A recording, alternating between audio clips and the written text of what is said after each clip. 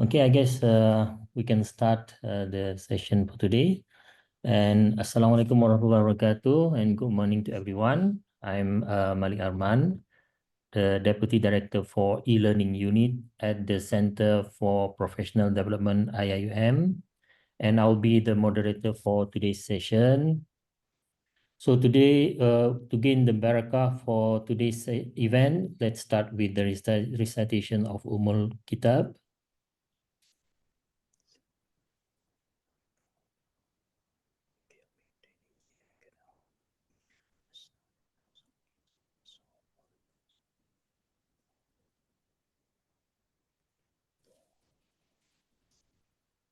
Okay, so it is my pleasure to welcome everyone to our special online seminar today. And our online webinar today is going to be about the interactive lecture by Prof. Dr. Abdul Karim Alias. And let me read a brief introduction about him. His academic and administrative career, Prof. Abdul Karim Alias is a former professor of food technology at the School of Industrial Technology, University of Science Malaysia. He taught at USM for over 28 years, starting in 1994 before retiring in October 2022. He held several administrative positions, including Deputy Dean, Director of CDAE, Senate member for many years, and Senate representative on the university's Board of Governors. Currently, he serves as Distinguished Fellow at University Technology National and also University Malaya as adjunct professor. In 2008, he received the Ministry of Higher Education of Malaysia's prestigious National Academic Award for teaching. He has received Malaysia's Rising Star 2015 Award, highest research citation in agricultural science, food science and technology. He received the Malaysia Research Star Award for 4 consecutive years. He was recognized among the world's most influential scientific minds by Clarivate Analytics. At IUCEL 2022, he was awarded 2 prestigious national awards, the Higher Education E-Learning Maestro Award and the Best Trendsetter Award. His national contribution and involvements, he is the master trainer for ACAP and a writer for the Malaysia Educational Blueprint 2015 until 2025. He was involved in various national projects for the Ministry of Higher Education, Malaysian Qualification Agency, and the Malaysia Academy of Science. He is also a co-chairman of the National Technical Committee. He led 20 public universities in the development of Malaysia MOOC. Online education and teaching innovations. Prof. Karim is an ardent supporter of utilizing the internet as an alternative learning and teaching medium. He has created and maintained a variety of teaching-related portals, websites, online courses, and blogs. As of March 2024, his 503 instructional videos on YouTube have received over 1.3 million views from over 190 countries with an estimated 71,000 watch hours and over 8,900 subscribers. These are some of the selected websites for his online presence. Personal website, www.profkarim.com. Okay, and YouTube channel, if you just type Abdul Karim Alias, you will find this. Okay, blog on Medium and also blog on publication. He's also musing on Tumblr. Okay, so without further ado, I would like to invite Prof. Abdul Karim to deliver his webinar today. Thank you, Dr. Malik. Bismillahirrahmanirrahim. Assalamualaikum warahmatullahi wabarakatuh. And good morning to everyone. It's a great pleasure to be here and sharing with you a topic given to me by Dr. Malik, interactive lecture. So I hope everyone is in the mood of interacting today in this session, to our session this morning. So I'd like to thank Dr. Malik, the organizer, UIA, for having me, for inviting me for this session this morning. Let's see what I can share about this topic. Let me share the screen first.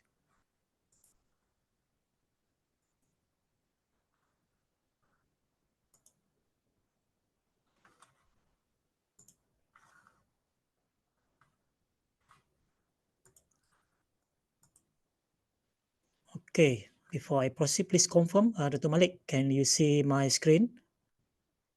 Yes, yes. My audio clear? Yeah, clear. Okay, good.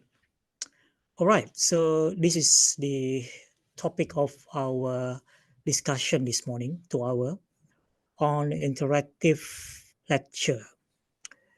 Now, we've been talking about student engagement, especially um, learning, student engagement in the classroom, learning engagement. We talk about student-centered learning, empowering students to take charge of their own learning.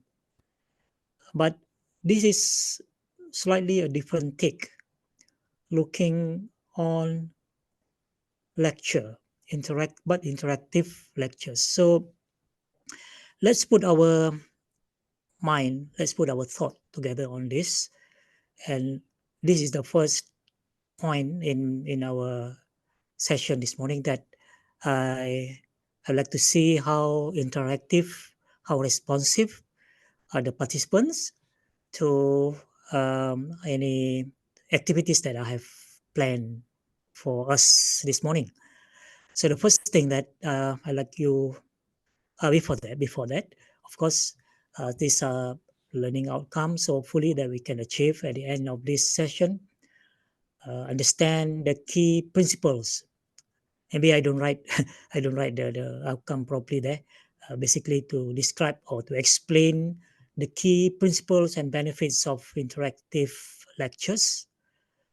Then hopefully you can develop some techniques or some so-called effective techniques for engaging participants and promoting active learning, which I hope I can demonstrate in this session, rather than just telling you, but demonstrate some of the techniques.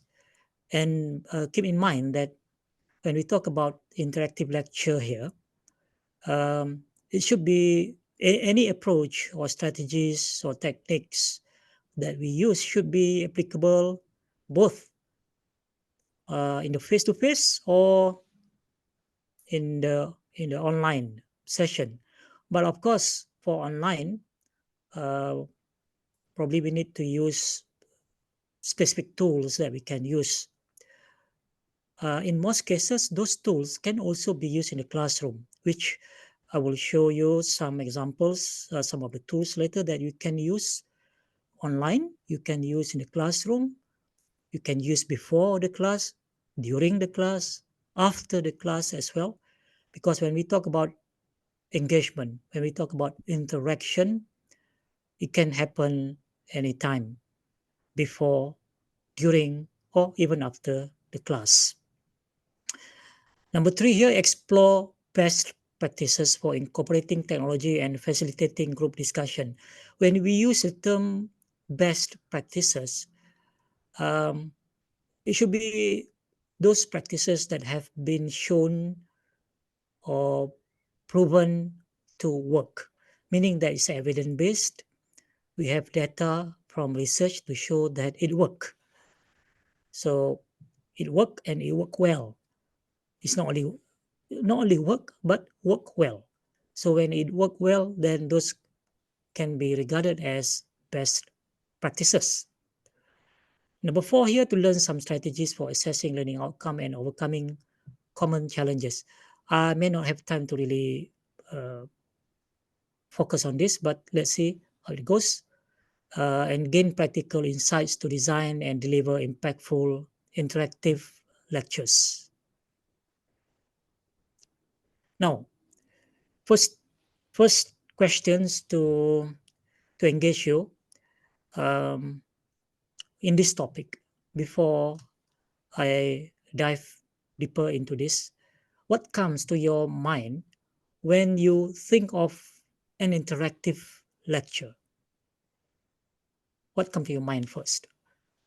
Anything that you can think of when you hear the term interactive lecture.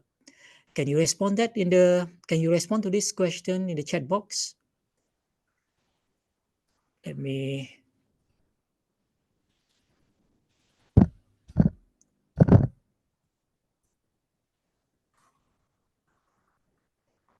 so many things.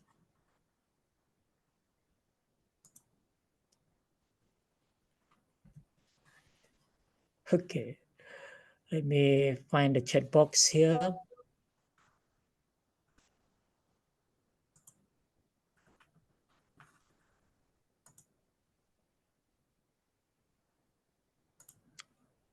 Okay.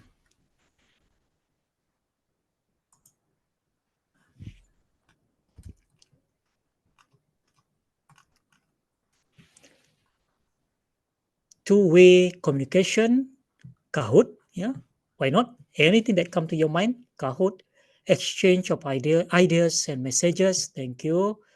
Two ways, okay. Two ways communication, all right.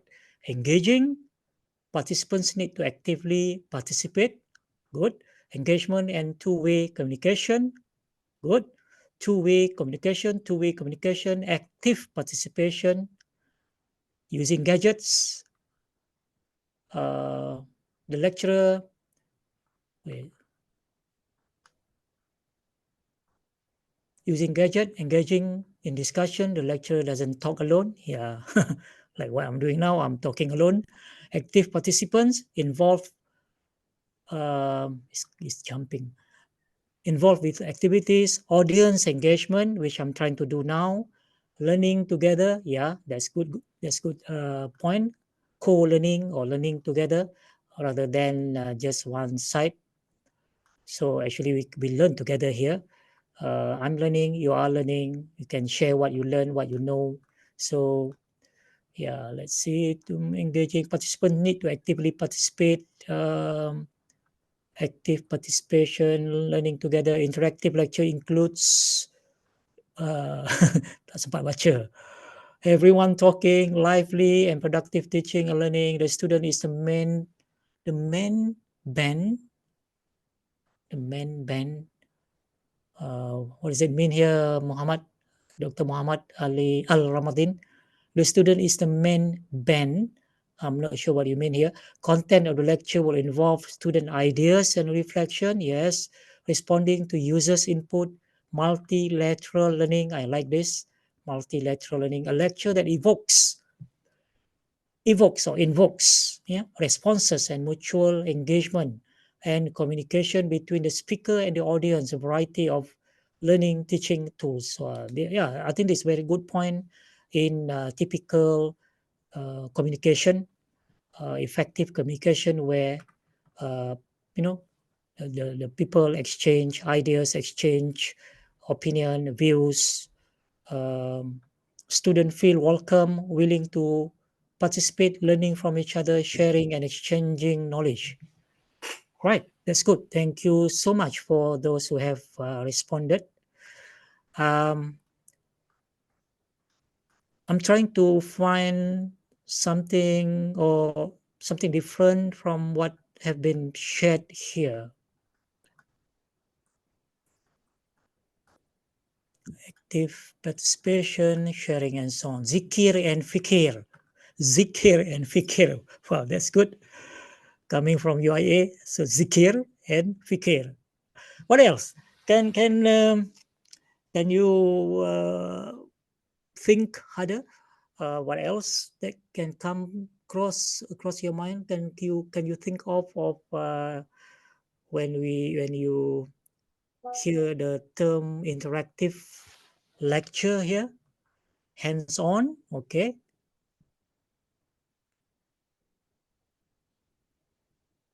All right, instant knowledge generation. What about questions? And the question can come from the lecturer, from the teacher, or what we hope to see more is actually the students questioning more, asking questions. So there's an art of inquiry there, because we want our students, we want to nurture them to have a so-called curious mind, inquisitive mind. Always, when they listen to the lecture, to the presentation, like what you are doing now, you are listening to me. The inquisitive mind or the critical mind always asking questions, always try not just simply accept or absorb, but always questioning the validity, questioning the facts, questioning the rationale, and so on. So to me, um, questions and answers, questions and more questions, like Socratic kind of questioning, yeah? Socratic technique, where when someone asks, then instead of answering the questions, the teacher or the lecturer will ask more questions. So there'll be a line of a series of questions that finally would lead to understanding, clear understanding of the concept and so on, rather than just giving definitive answer. I think it would be nice if a so-called interactive lecture can have that component of questioning, you know, a series of questions that would reveal towards the answer at the end. And I will show you one example that I'm very impressed, and probably I have yet to master that kind of skill also. I will show you one example from Harvard University. We will watch the video together shortly. So sharing, exchanging knowledge, zikir, teachers barakah, instant knowledge generation, exchange of information, involve brainstorming, um, provoking students to respond. Yeah, activities that encourage learners, audience to actively participate. Yeah, all right. So thank you so much for your response. I think that's already um, initiate some thinking on our part, on your part also, to think about so-called interactive lecture. Because when we look at the topic today, interactive lecture, and at least the part on lecture, because more and more we say that we want to try to, we are trying to move away from giving full lecture, meaning that 1 hour or 2 hour class, we just give lecture, we just talk, just like what I'm doing now, just like giving this, just talking from beginning to the end.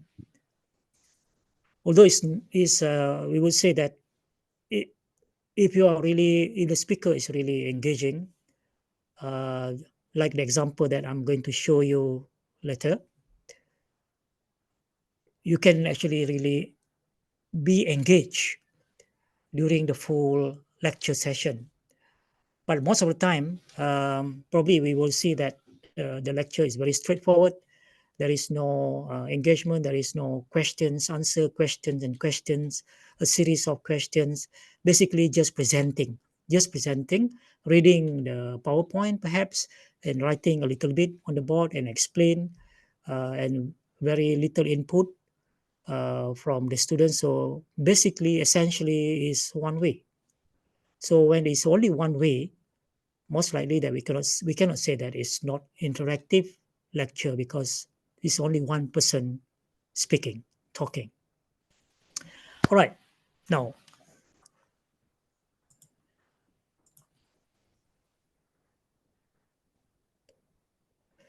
Okay, there are 3 videos that I want to share with you, and I will play the video. This one is only about 1 minute, 1 minute plus.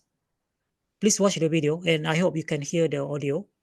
Watch the video, and while watching the video, observe very carefully, because I want to get your in the chat box. While watching, you can also type in the chat box. What's your observation about this particular so-called lecture? And this Walter Lewin. I'm a big fan of Walter Lewin. He has retired for quite some time from MIT. He taught actually physics, yeah, like physics 101 to MIT students. And okay, let's watch now.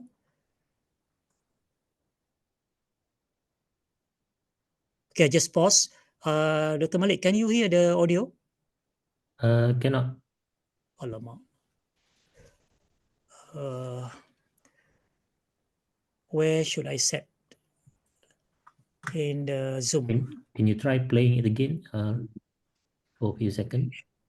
Yeah, okay. Let me.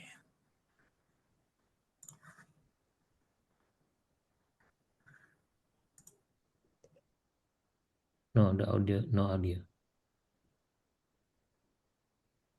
Cannot hear. Cannot hear. Okay, maybe where is the setting?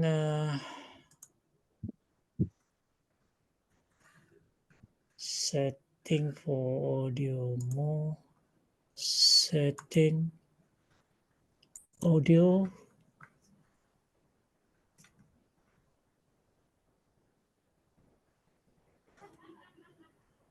Speaker.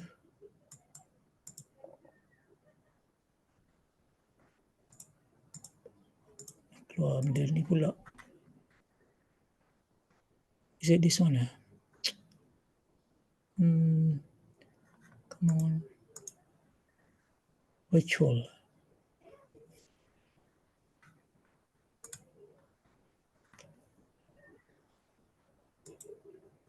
Because we need to have the audio. Can anyone give some? Prof, ada dalam chat box, Prof. Okay, dalam chat box. You need to unshare the share audio and the share screen. Oh. When you share screen, you need to share the audio when you share the screen. Okay, host once. Okay, let me exit dulu. Then sorry. Probably you can start. Sorry, I stop sharing dulu. Stop sharing, yeah. Stop sharing. Okay, now advanced sharing option. Share. Okay, share audio.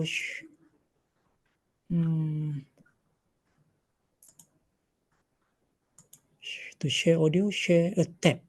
Oh, to share audio, share a tab instead. Okay. Okay, let's try again, yeah. Share. Okay, now full screen. Bismillah. Of the object.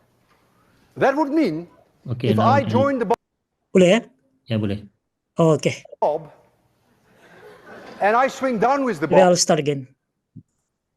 One of the most remarkable things I just mentioned to you is that the period of the oscillations is independent of the mass of the object.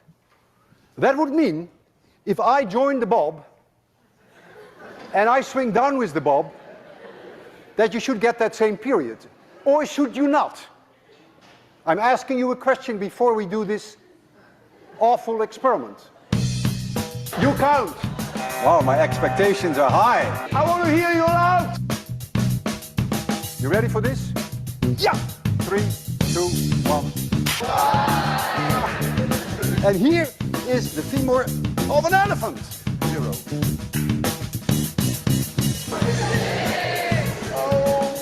So I need a volunteer. 1, 2, Relax. What does it remind you of?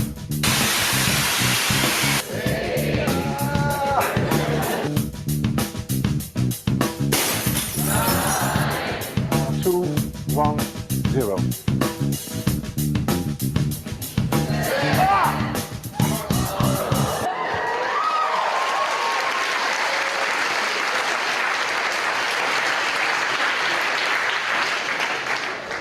T with Walter Lewin. 45.6 plus or minus 0.1 seconds. Physics works, I'm telling you. One of the most remarkable.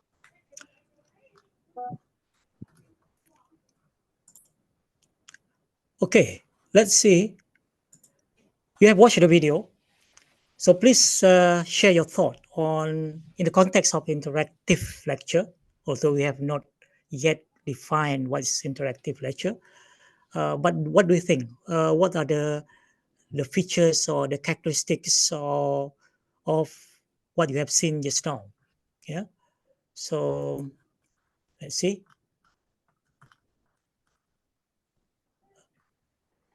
Okay. Activities that okay, lecture Sharahan, then tell and show, yeah, tell and show, learning through practical experimentation, teaching by demonstration, humor, exciting, demonstrate, animate, express. He made the lesson tangible. Students can hear and see, fun, interactive, inspiring, integrating theory with real scenario, example, learning by seeing and hearing. Definitely no student will be sleeping. Inspiring, integrating theory with real scenario, energetic, demonstrate is better than only visualize. Students are looking forward coming to class. Yeah, amazing, isn't it? That's why I'm a big fan of Walter Lewin. If you Google him and read about him, but of course, when he retired many years ago, there's some negative story. But I don't care about the negative part. But I just take the positive part of how he prepared for his class and how he prepared for that demonstration. He actually rehearsed 6 times minimum for each demonstration that he planned to demonstrate in the class. So he's a entertainer, teacher, the best music class ever. Yeah, live examples. Yeah. All right. Thank you for actively participating in this. We have 2 more videos to watch. Yeah. Physics lectures need to be like this, or else it will be demanding for students to understand and will be boring. But in the context of interactive lectures, I saw someone say interactive. Um, did we see any interaction there? Well, this is just a video clip. Maybe there was some interaction, but just based on the clip, just based on the video, have we seen any interaction? Not really, yeah? Not really, no. So basically, who is the focus there? Then, who is the focus? The focus probably what? The audience are engaged, yes, the audience are engaged because the demonstration was so interesting and really illustrating the concept or the principle, the physics concept that the Walter Lewin trying to explain. Yeah, so I'm sure that the students are really engaged there. Love that he shows how things really work from the theories. Okay, learning by experience, real life data. So yeah, probably we can say that the students are engaged, but who is the focus here? The focus, probably in my opinion, is the center is him. He's at the center. He's actually the focus, right? He's the actor. He's playing all this role, doing all this demonstration. So he actually playing the role as the instructor here. Okay, and in terms of 2 ways interaction, when let's say Walter Lewin maybe pause, maybe after the demonstration he will stop and asking question. That one we didn't see in the video, but just based on the video, the center is him. So just based on that video, maybe it doesn't fulfill the criteria what we can describe as interactive lecture. But if the students are engaged, fine, that's good.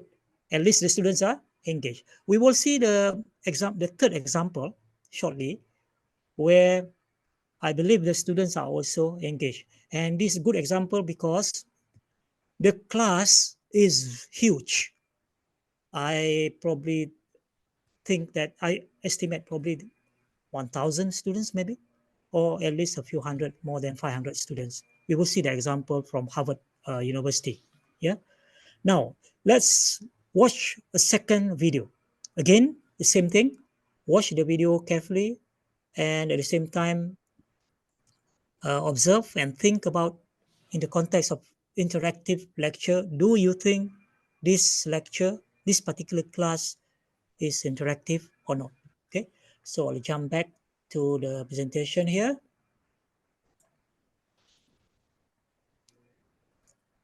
This one. This is actually a clip from a scene from Dead Poets Society, a very famous movie here. Some of you probably have watched this, and it's Tony Robbins here. So let's watch. Now, who's next? Mr. Anderson. So you're sitting there and... So this is quite, this is about 2 minutes, about 2 minutes 47 seconds. But in order to get the whole idea here, let's watch the whole thing. So I hope you can watch this Agony. together. Come on, Todd, step up. Let's put you out of your misery. I didn't do it. I didn't write a poem. Mr. Anderson thinks that everything inside of him is worthless and embarrassing. Isn't that right, Todd?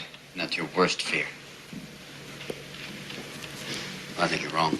I think you have something inside of you that is worth a great deal. I sound my barbaric yelp. The rooftops of the world. W. Uncle Walt again. Now, for those of you who don't know, a yelp is a loud cry or yell. Now, Todd, I would like you to give us a demonstration of a barbaric yelp. Come on, you can't yelp sitting down. Let's go. Come on, up. Gotta get in yelping stance. A yelp. No, not just a yelp. A barbaric yelp. Yelp. Come on, louder. Yelp. Oh, that's a mouse. Come on, louder. Yelp. Oh, good God, boy, yell like a man. There it is. You see, you're a barbarian in you after all. Now, you don't get away that easy. Picture of Uncle Walt up there. What does he remind you of? Don't think. Answer. Go on. A madman. What kind of madman? Well, think about it. Just answer again. A crazy madman. Oh, you can do better than that. Free up your mind. Use your imagination. Say the first thing that pops into your head, even if it's total gibberish. Go on. Go on. A sweaty tooth madman. Good God, boy, there's a poet in you after all. There, close your eyes. Close your eyes. Close them. Now, describe what you see. I close my eyes. Yes? And this image floats beside me. A sweaty tooth madman. A sweaty tooth madman with a stare that pounds my brain. Oh, that's excellent. Now, give him action. Make him do something. His hands reach out and choke me. That's it. Wonderful, wonderful. And all the time he's mumbling. What's he mumbling? Mumbling truth. Yeah. Truth like a blanket that always leaves your feet cold. Forget them. Stay with the blanket. Tell me about that blanket. You push it, stretch it, it'll never be enough. You kick at it, beat it, it'll never cover any of us. From the moment we enter crying to the moment we leave dying, it'll just cover your face as you wail and cry and scream.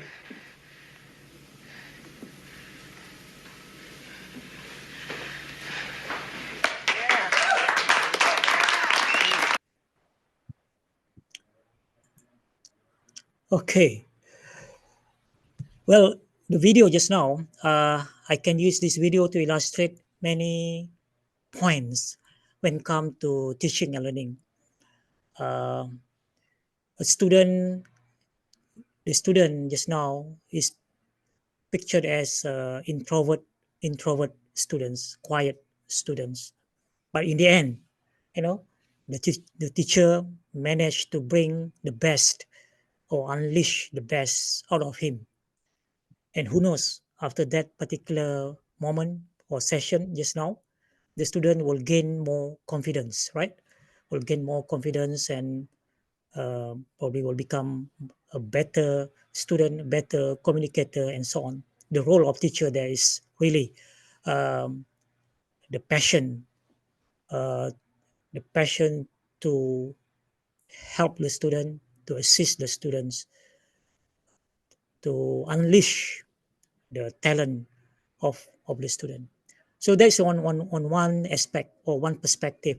But in the context of interactive lecture here, so let's see, what do you think here?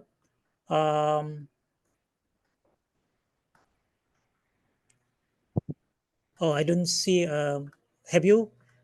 Can you respond to? Yeah. What do you think? What's your, from the observation, the video just now? Your observation in the context of interactive lecture. What do you think of that particular scene just now? The instructor's role in inspiring learners, fostering high motivation, and creating a dynamic learning environment. Okay, good. Thank you. No wrong answers. Yeah, I like that. No wrong answers. If we too quickly, we just tell the students, oh, that's wrong, oh no, that's not the way, and so on. So probably that will kind of kill the motivation of the student, kill the confidence of the student.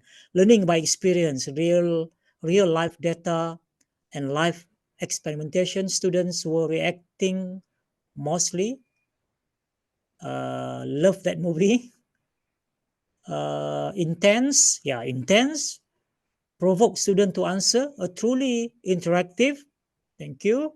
What if the instructor is introvert? That's interesting. Interesting. What if the instructor is introvert? Okay. Here, here he is like a coach. I like that. A coach, like a coach, coaching kind of concept, right? Not giving the answer. Coaching is like that, right? You don't give the answer, just like Socratic technique. Okay, thank you, thank you. It's jumping everywhere. Scaffolding technique, yeah, I love that. Thank you, Dr. Siti Nur Hairina.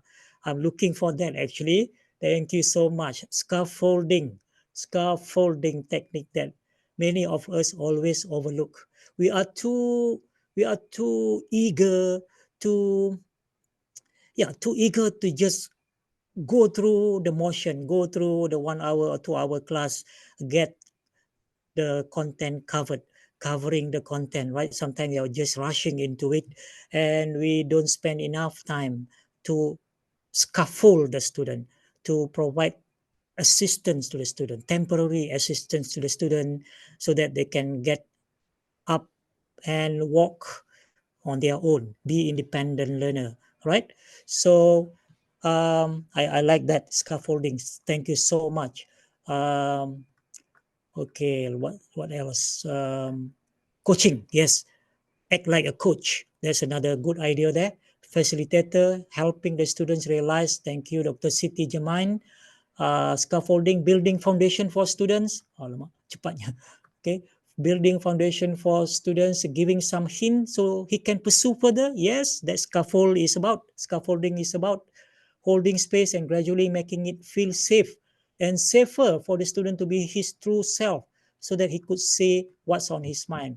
I'm not sure in our situation if we can actually get the student to respond like this. Sometimes they just smile and don't do anything, don't say anything, and the lecturer cannot wait for a long time to wait for the students to respond. So I think this is where we need to learn, and I have to learn also how to kind of coax them. This is part of the learning facilitation actually, and part of the communication. There's a psychology behind it, and I'm not an expert here, but these are the kind of skill. If we want to, because knowing Malaysian student in general, yeah, um, the culture, the cultural influence and so on, and the system when they were in the school. So when they come to the university, they are not actually ready to have that kind of direct communication, direct interaction, speak up, and so on. So that is already kind of embedded in the culture. Not all of them, but many, yeah, majority. So that's where we, I think, need to learn the skills, how to really get the best out of them. Even the introvert can start to speak up because sometimes it's related to the confidence, sometimes related to lack of knowledge as well, lack of knowledge in that particular topic being discussed, lack of confidence, lack of preparation, all these things are multiple contributing factors to this, the way they behave in the class. Yeah, the lecturer know clearly what to achieve. Yeah, in this case, I think to achieve that kind of interaction, um, I think the lecturer, the teacher, have to be well prepared for that. Maybe it's already well planned. Maybe the teacher, yeah, sometimes I do that also. I have already planned which students that I'm going to pick for kind of interaction. I have already identified them even before the class start, um, and you know, so it's well prepared, it's well planned, it's not just like impromptu. Yeah. Belief in the student, yeah, good, thank you, Dr. Jana. The teacher believe in the student. He doesn't just give up when the students give um, half-hearted kind of not half-hearted, yeah, kind of half-hearted response, lukewarm response, or acuh tak acuh kind of response. Yeah, other students also inspired and know each other better. This is good point. Other students are also inspired. Did you notice that halfway when the student just now give probably not an I mean not a accurate response, and the friends kind of laugh at him, you know. But then the teacher is passionate enough to guide the students to get to the point where the students finally, you know, uh, manage to speak up, manage to uh, say the right words, the right things. Yeah, believe in the students. Other students also inspired. Yeah, I think so. Yeah, convince them. All right. So much we can learn actually from the video, and not only in the context of interactive lecture, in terms of student motivation, student engagement, and the psychology behind that. Because sometimes I'm also guilty. Sometimes, you know, when the students doesn't when the students don't give the response that we expect them to give, or they don't reciprocate fully, they don't react the way that we expect them to react, then sometimes we will lose, slowly we lose the motivation, you know, we will lose that enthusiasm. That's why I always tell the class in the beginning of the semester that I have a slide on that I will show shortly. It takes two, it takes two to tango. It takes two to tango. I'm sorry if you don't like this metaphor, dancing metaphor here, but I just want to make the meaning clear. It takes two to tango. If I'm the one that uh, if I want to tango, but you don't want to tango with me, then I cannot call it a tango. I'm just dancing alone. So it takes two to tango. So I send a clear message to the student, this clear signal to the student that everything that I do in the class, I don't want to do it alone. And when I expect you to reciprocate, I expect you to participate, I expect you to be active. I expect us to learn together. We co-learn. You know, I'm a master learner here. You are a novice learner, but I am a learner. Only that I have more experience than you. So I'm going to guide you, but I expect also to learn from you, because you come to my class with some knowledge also, and that's sometimes probably certain thing that I don't know, that I can learn from you. I'm humble enough to learn together. So that's kind of mindset that we need to set in our class right from the beginning, setting the mind, or the mind setting. I like the point on coaching just now. If we understand the concept of coaching, so in coaching, actually, we are not supposed to provide a clear solution. We are not supposed to provide a definitive, direct answer to the questions, but we will ask. This is where the coaching technique and skill is necessary. I believe that we in the university lecturers need to learn the coaching technique as well. So rather than giving direct answer, which the tendency is always give the direct answer, but rather we ask a series of questions guiding the students towards the path of getting the answer. Yeah. Okay. I have yet to show any slides. Just the third, just the video. So this is a final video. I think that's okay, because I just want to make sure that we get the essence of what interactive lecture is. So let me jump back to the video, to the third one. Oops, yeah.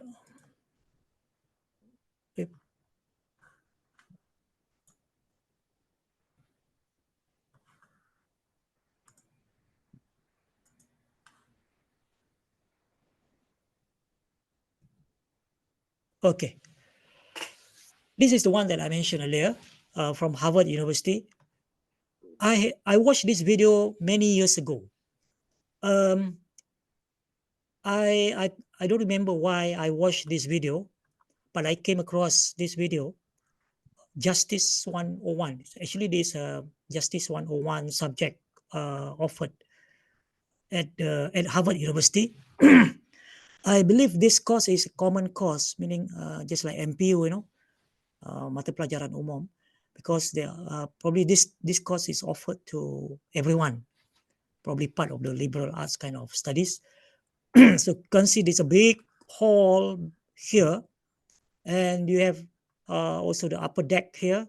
So probably, I don't know, maybe more than 500, maybe even 1,000 students in this room here.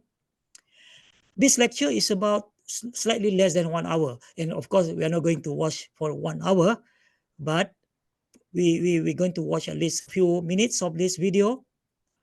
But yeah, before I say anything, let's just start watching this. Funding. The car is hurtling down the track at 60 miles an hour. Story. Suppose you're the driver. Suppose you're the driver of a trolley car, and your trolley car is hurtling down the track at 60 miles an hour. And at the end of the track, you notice 5 workers working on the track. You try to stop, but you can't.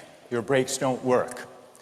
You feel desperate because you know that if you crash into these 5 workers, they will all die. Let's assume you know that for sure. And so you feel helpless until you notice that there is, off to the right, a side track. And at the end of that track, there's 1 worker working on the track. Your steering wheel works, so you can turn the trolley car, if you want to, onto the side track, killing the 1, but sparing the 5. Here's our first question. What's the right thing to do? What would you do? Let's take a poll. How many would turn the trolley car onto the side track? Raise your hands. How many wouldn't? How many would go straight ahead? Keep your hands up, those of you who would go straight ahead. handful of people would. The vast majority would turn. Let's hear first. Now we need to begin to investigate the reasons why you think it's the right thing to do. Let's begin with those in the majority who would turn to go onto the side track. Why would you do it? What would be your reason? Who's willing to volunteer a reason? Go ahead, stand up. Because it can't be right to kill 5 people when you can only kill 1 person instead. It wouldn't be right to kill 5 if you could kill 1 person instead. That's a good reason. That's a good reason. Who else? Does everybody agree with that reason? Go ahead. Well, I was thinking it was the same reason on 9/11. We regard the people who flew the plane into the Pennsylvania field as heroes because they chose to kill the people in the plane and not kill more people in big buildings. So the principle there was the same on 9/11. It's a tragic circumstance, but better to kill 1 and so that 5 can live. Is that the reason most of you had, those of you who would turn? Yes? Let's hear now from those in the minority, those who wouldn't turn. Yes? Well, I think that's the same type of mentality that justifies genocide and totalitarianism. In order to save one type of race, you wipe out the other. So what would you do in this case? You would, to avoid the horrors of genocide, you would crash into the 5 and kill them? Presumably, yes. You? Yeah. Okay, who else? That's a brave answer. Thank you. Let's consider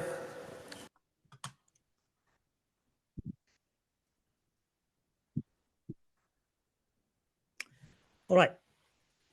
So it is actually 55 minutes video. You can find it on YouTube. Justice 101, Harvard University, you will find the video. I watched the full video. Surprisingly, when the first time I watched this video many years ago, I was not looking in particular for this particular video, but I just came across. But when I watched the first few minutes, then I was hooked. Nowadays, it's hardly we can watch 3 minutes video, even, but I was hooked. And I just follow through the whole video, watch the whole video until the end. Really surprising. I was surprised. I'm kind of surprised that I can watch the whole video just talking. Basically, this is a lecture in the sense that we understand it. And a big group of students in the class. So please share your thoughts on this particular video in the context of interactive lecture. Okay. Prof. Sandel, yeah, I don't know the name. Probing technique, love it, thank you. One of arts of inquiry. Yeah. Okay. It's good to start the class by asking questions. So did I start the session this morning with the questions, right? Such a mass lecture requires a few microphones. That's in terms of infrastructure. Interesting trolley problem paradox. Yes. Start a topic with question, analyzing each answers and justify in a holistic approach. He directed questions to groups. Then he selected some individual student to justify the answer. Thank you, Dr. Hamad. Not sure our current young students could have such attraction. Teaching and learning through dialogue, thought-provoking, controversial argument connected to the goals of the lecture, maintain the hook until end of class. Yes, Dr. Muhammad Ton. Maintain the hook until end of class. Yes. Exactly. If you watch the whole video until the end, exactly as what Dr. Muhammad Ton here says here, maintain the hook. He actually maintained the hook. In fact, the first problem, the trolley problem, after that, after some engagement like 15 minutes or so, he moved on to another scenario. Actually, this is a good example of scenario-based learning. But it's different kind of scenario, a different kind of scenario-based learning. Usually scenario-based learning, we have many options to choose and it will branch out so you have to make a decision. So the decision you make probably will lead to a good outcome or bad outcome, positive outcome, negative outcome. So that's what scenario-based learning is. But in this case, I would assume that this is also a scenario, or it could be also case study. Yeah, a case study. I think in law discipline, there's a lot of case studies, right? But one of the prominent feature of this is actually questions, series of questions that trying to probe into the problem presented earlier. And then after that, the professor here, he doesn't give the conclusion yet for that particular problem. He gave another scenario or another case study, but it's related in terms of what is actually the conclusion of what is actually the concept or the principle. In this case, the morality concept here that he's trying to teach. He's trying to the learning outcome for that particular session. So he actually gave, if I'm not mistaken, 3 or 4 scenarios during that 1 hour. He managed to do that. And if you notice, there is no slide, at least during the part that I show you just now. But I noticed only one slide. There is only one slide towards the end. There's only one slide. There's no PowerPoint, basically. And do you think it's interactive? Yeah. Can we describe that as an interactive and interesting lecture? Not necessarily due to the use of sophisticated technologies. Yes, true, right? You don't have to use state-of-the-art technology. But also, the only technology there is what? The microphone. Okay? Creativity and wisdom, even by simply using words throughout. Yes, Dr. Hazizan, you're right. I agree with you. Just words. But look at how he invoke or provoke thinking on the students. Of course, some of you will say that this is Harvard. These are Harvard students. Well, I think I guess we have to make the best of what we have, right? And that's our goal. If we get less than Harvard quality students, but if we can educate them, we can coach them until now, when they graduate, they become a Harvard quality students. To me, that's a true success. That's the hallmark of great educator, because we get the less than Harvard quality students. But if you do get Harvard quality students, when they go out and graduate, they are still Harvard quality students because they are Harvard quality students.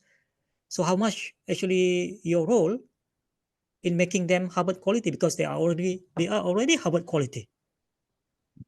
So to me, I would be, feel more, proud if I get less than Harvard quality, but with our effort, we can make them Harvard quality, right? So yeah, dialogic approach, teacher-led instruction to tackle students' interest and thinking. Attraction starts from the presenter's stance on the stage. He knew the participant would follow his body language when his speech, then his speech or discourse. Yeah.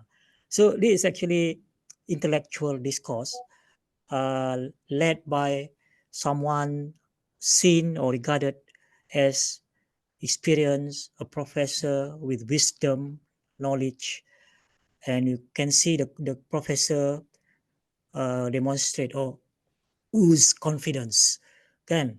The stance, the how he carry himself on the big stage. So everything actually come together that even he just engaged the students through uh, conversation or dialogic, right? Dialogic approach, dialogue, having dialogue. So there are two ways there. So there's an element of interactive, two ways communication, engaging the students to think. So meaning that there's a cognitive engagement there. Cognitive engagement there. What about the behavioral engagement? Behavioral, the way they respond, the way they react. You know, I don't know when was this video taken. Have we? I don't know whether they already have a smartphone at that time. We don't see them looking at their phone, maybe. Yeah, and this is a huge crowd. In terms of crowd control, big classroom is hard to do. But again, Harvard quality students maybe, so they can focus and the lecturer managed to. The thing is, the professor here doesn't allow. He still maintain the hook as one of our colleagues, friends mentioned here. They maintain the hook. So meaning he maintained the mystery or the curiosity because the answer is still not yet revealed. So just like reading a mystery novel, you are curious. You are being enticed with so many hints and so on, and yet you don't get the answer until the end.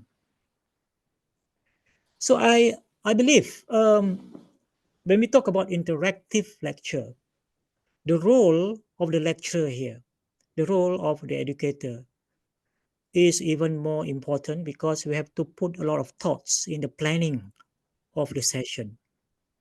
It's not just simply, okay, I've got my PowerPoint ready.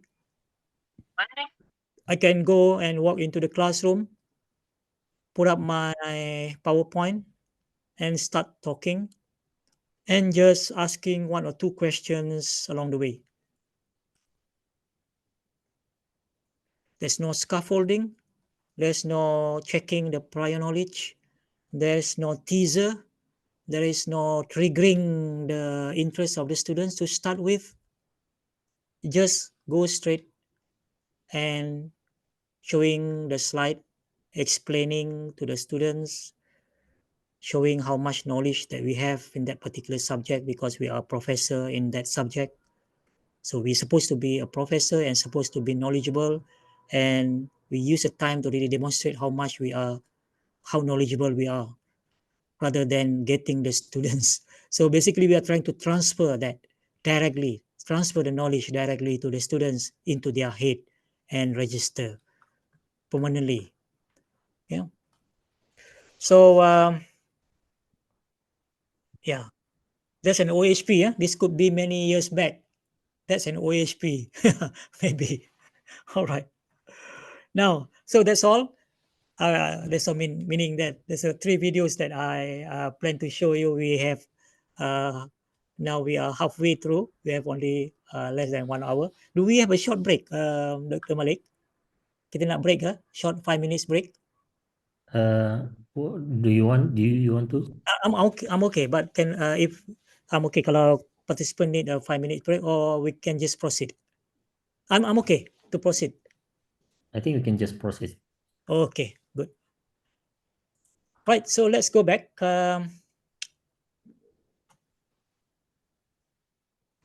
Now, again, before I start off, we have watched the 3 videos just now, and maybe you have some ideas about this interactive lecture already. Let me just go through this, and please respond also in the chat box. I just want to ask short question here. Based on what we have from our understanding from watching the 3 videos just now and our kind of your input, your input and also my input here. So you just answer yes or no in the chat box. Yeah. Is an interactive lecture solely focused on the instructor delivering content? Yes or no? What do you think? A quick one. Is an interactive lecture solely focused on the instructor delivering content? Is that what interactive lecture is?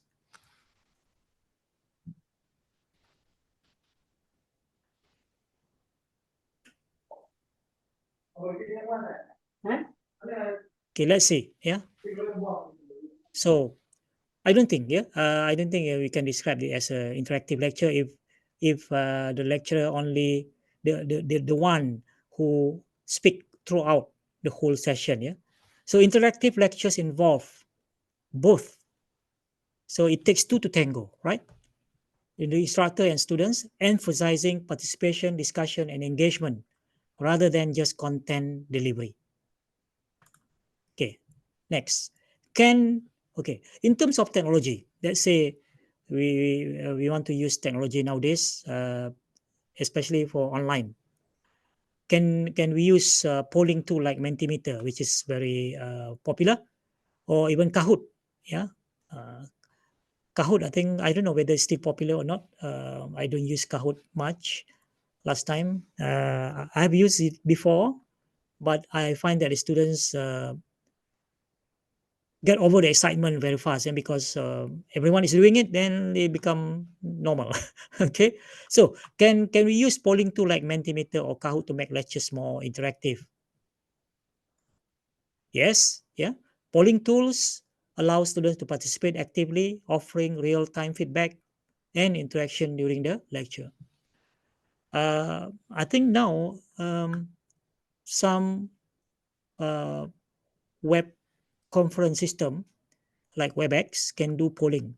I'm not sure Zoom can Zoom do polling or not. Yeah.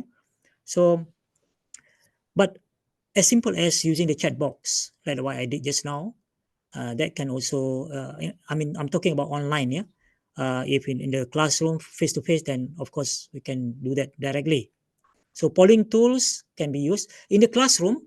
If we want to use poll, yes, we can actually use the polling tools online. We can use Google Form, as simple as Google Form.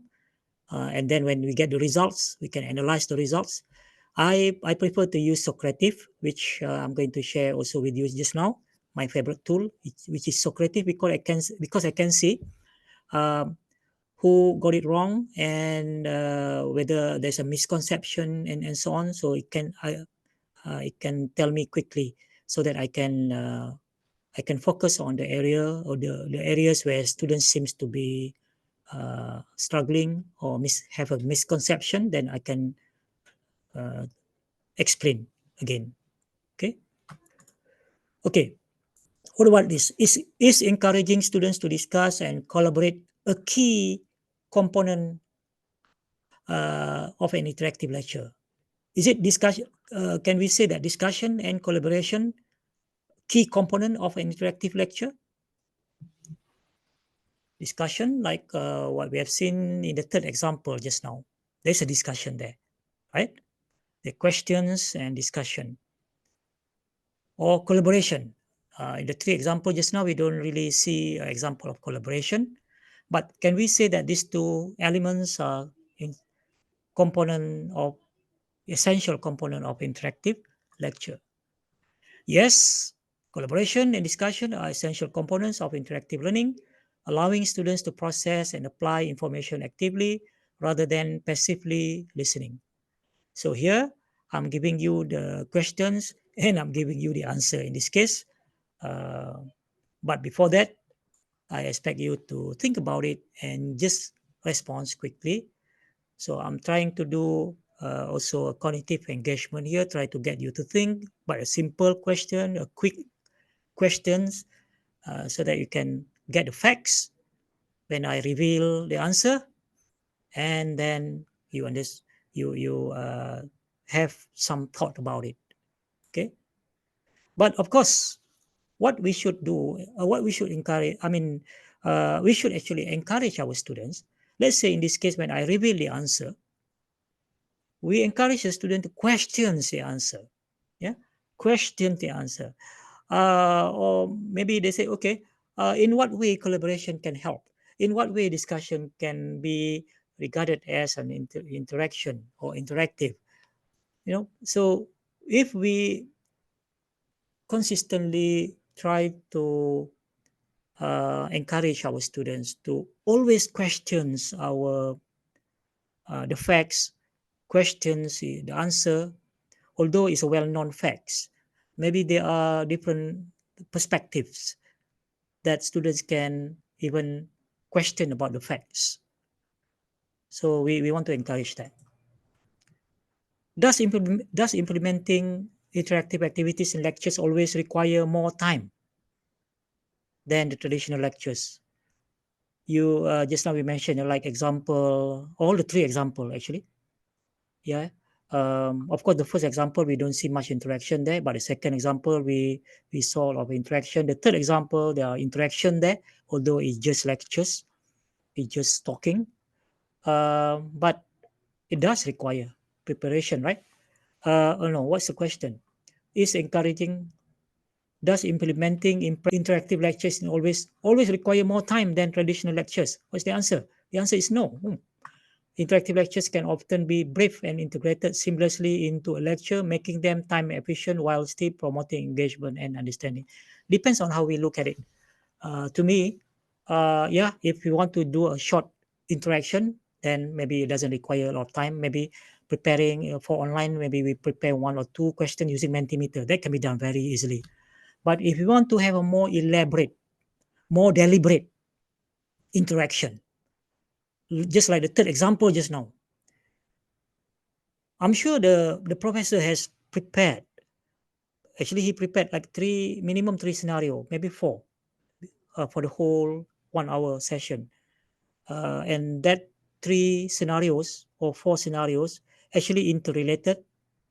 When he comes to the 4th or the 3rd scenarios, maybe that's when the time he kind of do the debriefing, put things together, and kind of conclude what exactly the concept or what exactly the principle here, the principle of morality here in this case, the trolley problem just now. Yeah.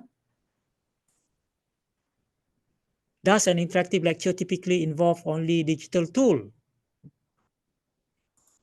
No. Just in the third example just now, basic technology only, the microphone, but the skill of the communication skill, the inquiry skill. While digital tools can enhance interactivity, traditional methods like group discussion, think, pair, share. I use think, pair, share a lot. And I find it that's the simplest activity to interact with the student. And there are many good things actually, although it looks simple, but there are many, we'll look into this think, pair, share in this slide shortly. But this is one of the technique that I can use in face-to-face. In online, actually, we can still do this by breakout room. Tapi sometimes breakout room because of technical issue and so maybe not very efficient, but we can still do that. Yeah. Usually I don't do think, pair, share in the online session. I only do breakout session. For online, I only do for a group, like 3 or 4 group. Yeah. Because think, pair, share I normally do for my face-to-face class, but it's effective. It has a lot of benefits. I will explain shortly. Case study also effective. Just now in example number 3, case study or scenario. Yes, especially if the scenario actually will address at least 1 learning outcome or maybe 2 learning outcome for that particular session. The learning outcome is there. But the way in the example number 3, which is to me a very good example, if you want to stick with lectures, engage the student, hook up the students, hook the student. There's a hook. And then, we pose series of questions like investigating, probing into the problem, layer by layer, just like the metaphor of peeling an onion. So, peeling one layer, next layer, third layer, fourth layer, until we reach the core. The core is basically the concept or the principle that we want to deliver, the learning outcome for that particular session. Can student engagement increase when using interactive techniques in a lecture? Can student engagement increase when using interactive techniques in a lecture? Okay, so yes, interactive techniques can encourage participations, making students active contributors, which often leads to higher levels of engagement and understanding. Is it possible to make large lecture classes interactive? I think you know the answer. The example number 3 just now illustrates that very well. It can be interactive. But the issue of technical, our class here in our university, we don't have microphone like that. We don't have a speaker system like that. That's another issue for the management to solve or to provide if it's Prof, really if necessary. Yeah, go ahead. sorry to interrupt. Are you sharing any slide or Oh, what you seeing on your screen? because we are still seeing the YouTube video, YouTube screen. Oh my God.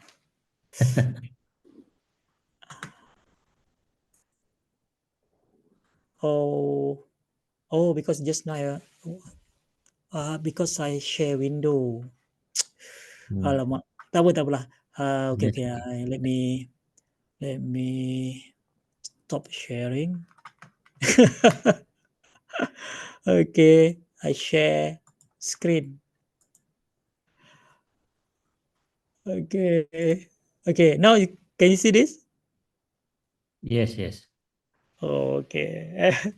Okay, let me just very quickly this one. Is an interactive lecture solely focused on instructor delivering content? No, interactive lectures involve both the instructor and students, emphasizing participation, discussion, and engagement rather than just content delivery. Can using polling tools like Mentimeter or Kahoot make lectures more interactive? Yes, polling tools allow students to participate actively, offering real-time feedback and interaction during the lecture. Okay, is encouraging students to discuss and collaborate a key component of an interactive lecture? Yes, collaboration and discussion are essential component of interactive learning, allowing students to process and apply information actively rather than passive learning. Does implementing interactive activities in lecture always require more time? Not necessarily, but if the interaction, if you plan for more deliberate interaction, yes. But if you just want to prepare 1 or 2 Mentimeter question, then it may not take so much time. Does an interactive lecture typically involve only digital tools for engagement? No. While digital tools can enhance interactivity, traditional methods like group discussion, think, pair, share, and so on can be effective, as we have seen in the third example just now. Can student engagement increase when using interactive techniques in the lecture? Yes. Interactive techniques encourage participation, making students active contributors, which often leads to higher levels of engagement. Is it possible to make large classes interactive? Yes, we have seen in the video just now. Even in large classes, techniques like polls, group discussion, digital tools can foster interaction. Polls, group discussion, so implicitly imply that like polls are basically we can pose a question, right? But I like the idea of the professor from Harvard just now, the inquiry technique, the inquiry classroom, asking questions. Good to learn about Socratic technique. And nowadays with ChatGPT, we can actually ask ChatGPT to design for us a Socratic line of questions. using Socratic questions, Socratic method or technique for a given topic. So let's say just now the professor is preparing for the class on about the morality of something, the principle of morality. Then he can actually use ChatGPT to prepare a series of questions and also anticipate possible answers from the students and how to address those answers with more questions. You can find a specialized ChatGPT called GPT for Socratic. I don't think I have time to demonstrate, but if we have time, then we can do. ChatGPT can help us to prepare a session just like the professor from Harvard just now. Is it challenging to assess student understanding during an interactive lecture? Not really. Interactive lectures provide multiple opportunities for formative assessment, such as through polls, discussion, or quizzes.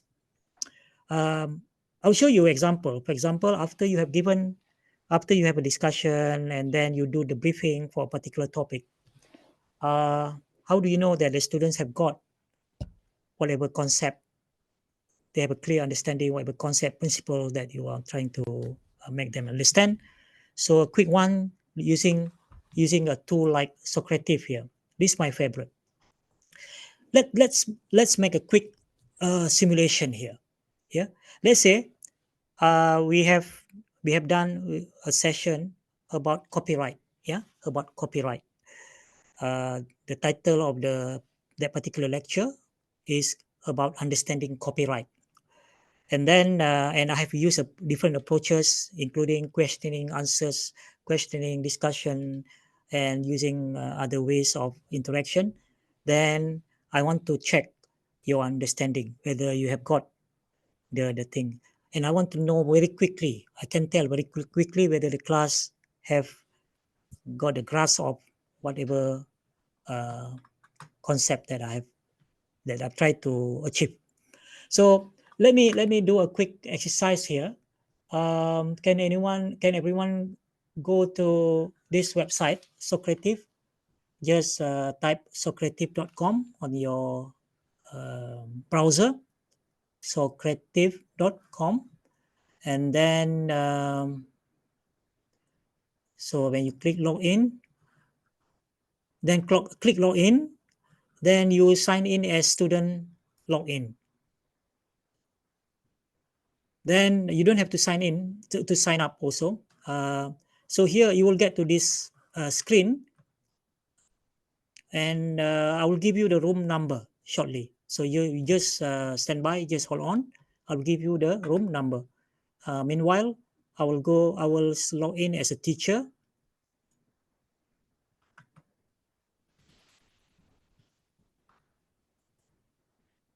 So this is a scenario. We assume that we have gone through just now a topic on copyright. So I want to check, I want to get a quick check, make a quick check whether you have understood. So launch quiz. So let's do this one, very quick one. You don't have to, don't think very much, just answer. And the room number now, the room number that you need now is IMK 209. Dr. Malik, you can see kan my screen kan? Yes. Kita takut nampak benda lain. So the room number is IMK 209. So please show response, show result. So yeah, please put your name just now, and yeah, I can see. So I will hide the names. So now there are how many questions there? Wow, there are 21 questions. So we don't want to waste so much time. What I need you to do now, just pretending you know the answer. So you just take a guess. take a guess, quick one, just tick, tick, tick, tick, just click, click, click, and don't think about the questions, because it's not about really testing you about the topic, but just a demonstration. Yeah, just a demonstration. All right, do as much as you can. Maybe take 1 more minute to just get completed. Let me see the progress here. So this is Socrative free, and this is my favorite tool. Now I would list this one as my top 3 tools in the class, and I can use this during the class, before the class, after the class. After the class, I use this for reinforcement, meaning that I want to make sure that the students not only understand, but they can apply this to a different problem and so on. So now, all right, so we can, how many we have here? 47. Now let's say let's say we are done with this exercise. I can see you are still progressing here. I can check also the score. So I can check the score, I can check the progress. This is really handy tool that we can use in the classroom as part of our interactive lecture. Okay. And when I put the show results, when I turn on the show results here, I can see green and red color here. Green means the students got the answer right, and wrong means the students get answer wrong. So very quickly, when I look at the overall response here, very quickly I can see across all the questions here, I can see there are more reds than green overall. So very quickly I can tell, oh, okay, the class is still not getting it. They are still not clear of a lot of things. And when I analyze the questions at the questions level, I can see question number 1 here, only 6% got it right. So what is the issue here? What is the problem here? Maybe they got it wrong. Maybe they still don't understand. Maybe they have a misconception. So I can now quickly engage with the students while still in the class, online or face-to-face. I can click on these questions. Okay, then I can look at the questions. Only 50 out of 51 got it right, wrong. So only 1 got it right. Okay, so now let's discuss, everyone. Why almost 99% got it wrong? So now I will engage with student, having discussion and giving feedback and trying to see where they went wrong and what's the misconception, if there's any, and so on. So that's Socrative, and I can go back and go to maybe other question here and have more discussion. And this can be done towards the end or in the middle of the class to check for understanding. That's the meaning of just now. Gauge student understanding in real time. All right.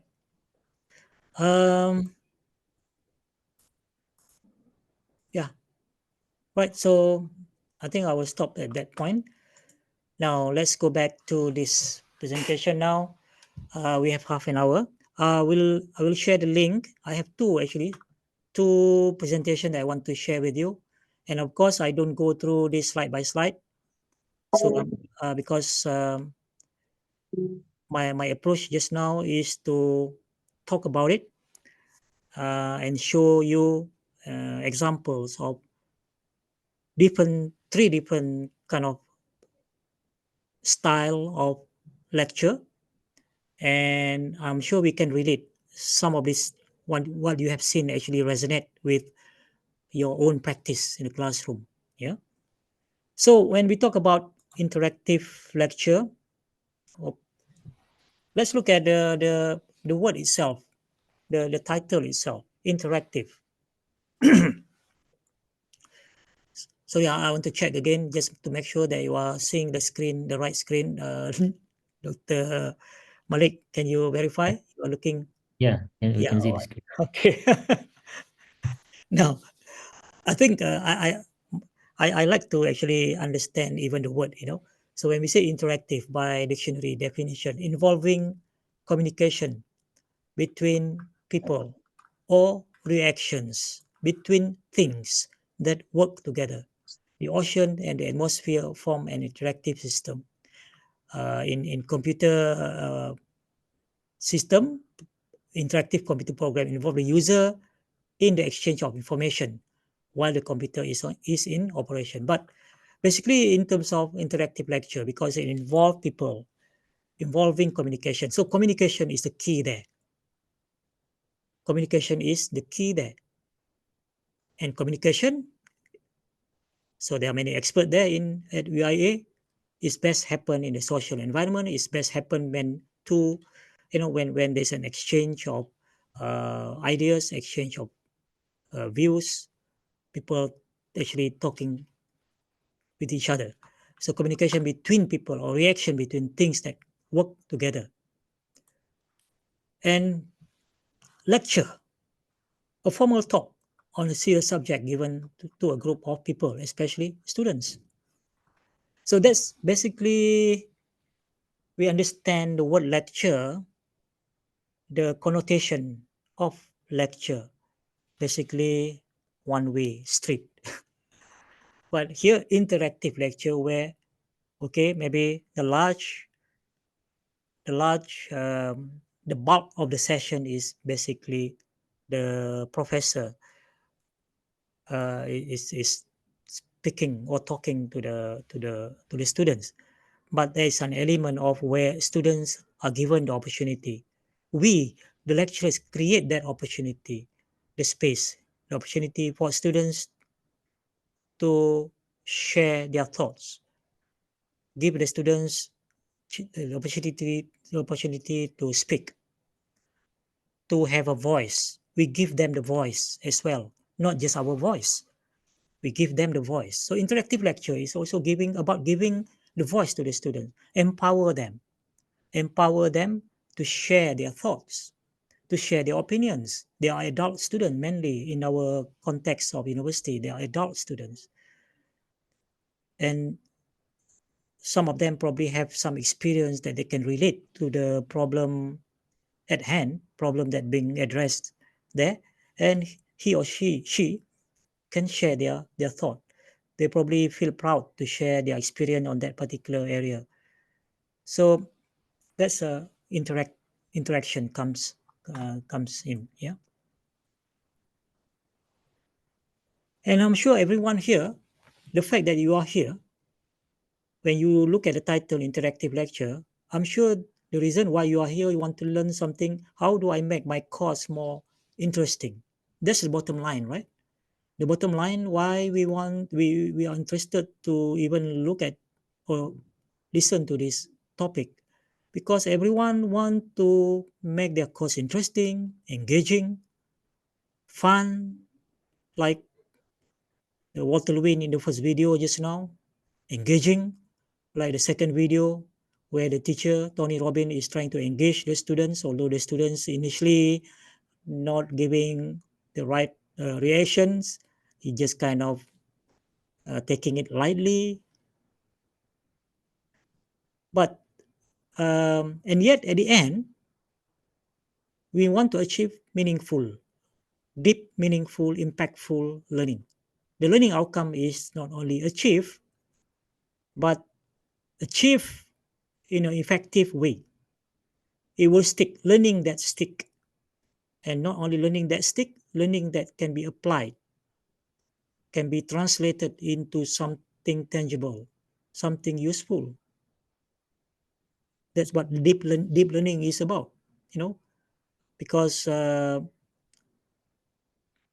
learning happens, learning must be useful, meaning that something useful that can be used from that learning, the concept, the principles, the fact, and that can be translated into something useful and tangible, applied in different situations to solve problem, to solve complex problem, or to create something useful. So that's a C6 level in Bloom taxonomy.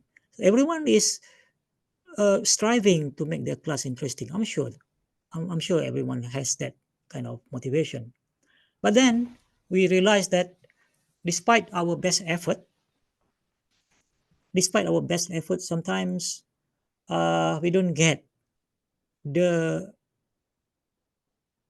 equal reciprocation, equal reaction, equal enthusiasm from our students.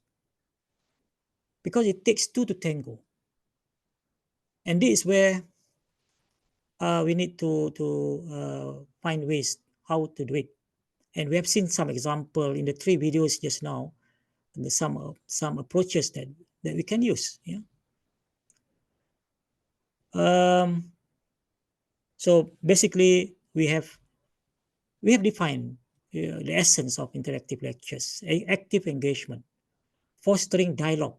In the second video just now, there's a very good example to illustrate about fostering dialogue. Interactive lectures allow students to ask questions, share insights, engage in activities that deepen their understanding, give them the voice,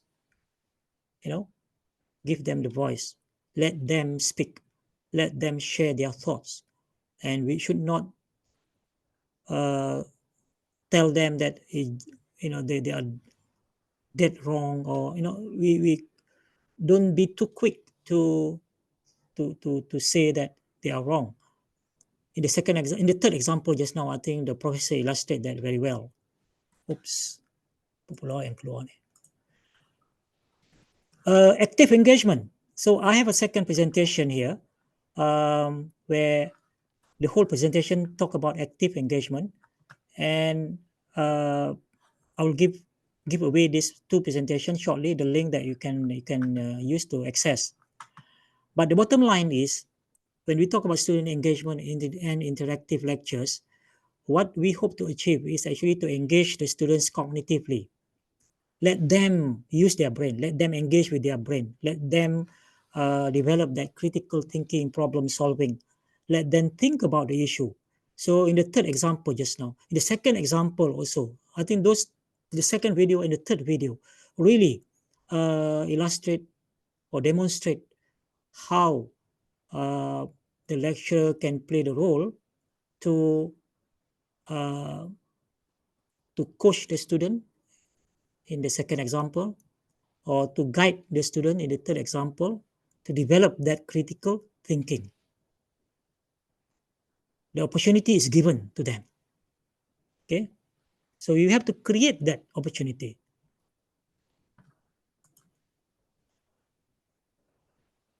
There are a lot of benefits, of course: enhance engagement, improve retention, and personalized learning. Maybe I will skip on this, not deliberating it, but the techniques. We talk about the techniques. The techniques for interactive lecture has been demonstrated in the 3 videos just now, especially the second and the third video. But even the first video, where we don't see two-way interaction there, but if you watch other videos of Walter Lewin, there are, but quite limited. Most of the time that he is a very good explainer. He can explain very well. In the first video, Walter Lewin, Professor Walter Lewin, and he do a lot of demonstration. That's his strength. And he's very energetic, very animated, very animated. Okay, so because of that, it actually captures the attention of the student, and students get engaged. Although there's very little little opportunity for the students to share their insight, their thoughts, and so on. In fact, maybe little room for them to ask questions also. I'm not sure. I have not seen the whole class here. So, but we have seen in the second video, but mostly in the third video just now, varied questioning techniques. And this is where we need to read or to attend classes, how to ask questions, how to ask critical questions. And there are, let me show you now very quickly, 11 types of thought-provoking questions that you can ask. Okay, Let me now share with you ChatGPT. ChatGPT. And I want to share with you my GPT. You know GPT, right? GPT is specialized ChatGPT. So if you go to your ChatGPT, go to Explore GPT, GPT store, and you search that one. It's already appear on my list here because I have used it recently. So you can search for this one, Prof K. Prof K is me actually, because I'm the one who created this. Prof K HOTS question, higher order thinking question. This is a very good tool. Yeah. So you search for that and then save it on your left hand side here so that you can access it easily. Yeah. So this one, Prof K HOTS question, just input your topic and think, and this GPT will generate 11 types of thought-provoking, higher order thinking questions for your course. Okay, so just start chat. And let's say you are preparing a topic, a lesson. So let's say the lesson for your class today is about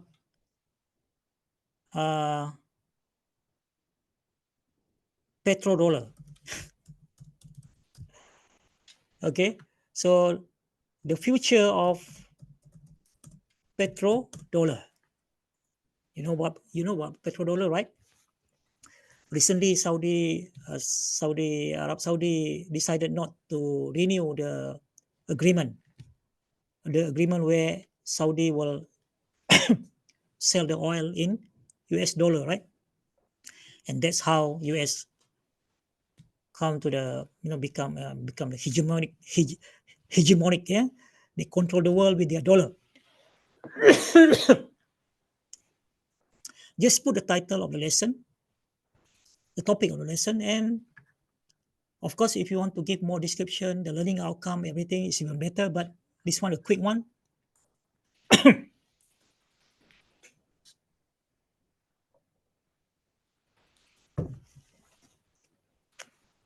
And this GPT will come up with a series of questions, 11 types, 2 questions for each category, but you can ask for more, of course.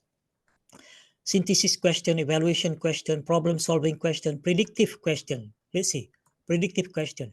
Predict the impact of digital currencies on the future of global trade and the petrodollar's relevance by 2035. How will shift in energy consumption patterns and geopolitical alliances affect the petroleum system in the next 20 years? Reflective questions.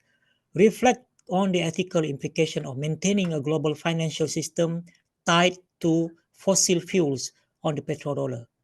How has the dominance of petrodollar shaped global trade? Interpretive questions.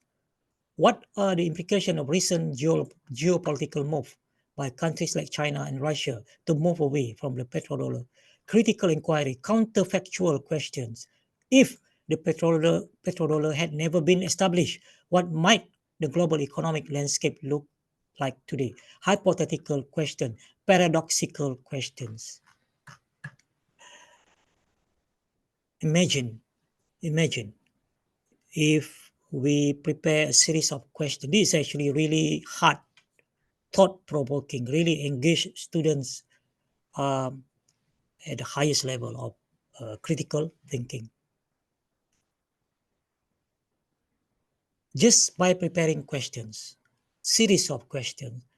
In fact, we can have the whole session just like demonstrated by video number 3 just now by questioning. Okay, so questioning is very powerful.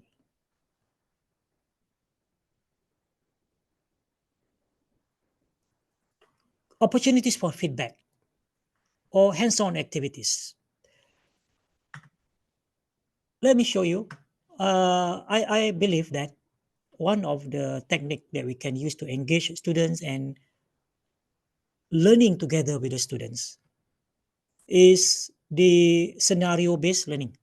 Okay, so I have three example of, sorry, I close this one. I have one, two, three example. Okay, let me share, before I forget, because we are coming towards the end, let me share the link to this example first so that you can have a look later, because we don't have time to really go through in detail. Let me share in the chat box. Where is the chat?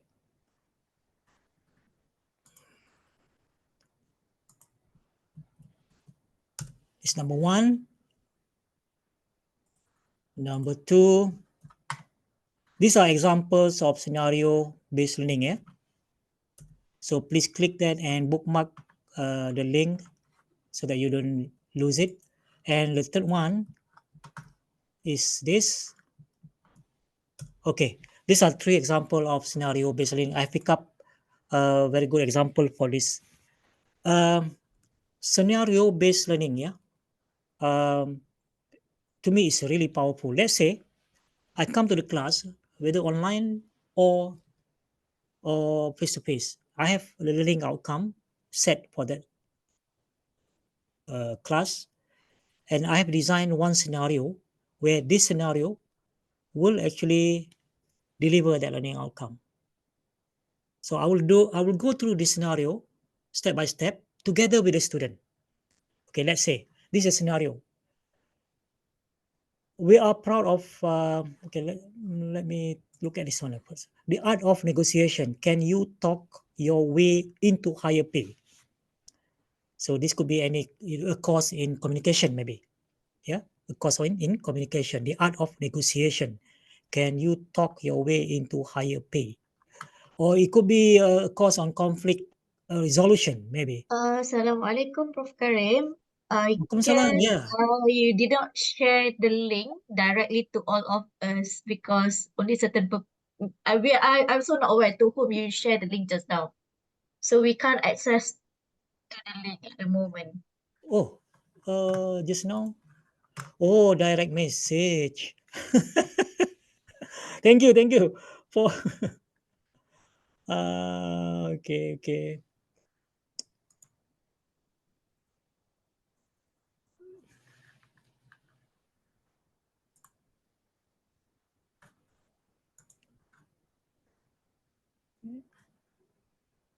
Mute. Tak boleh nak set for all ni. Allah Akbar.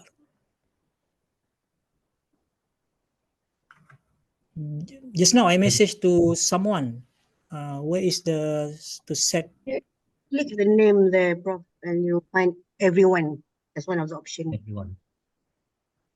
At the chat box. The chat box, yeah. To everyone. Yeah.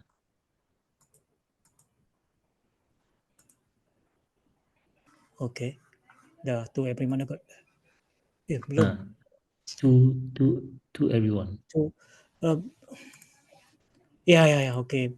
Because they blocked though. Okay. I'm so sorry. Let me. Not that one, Prof. That one is attendance. Yeah. Sorry. Let's see whether I can.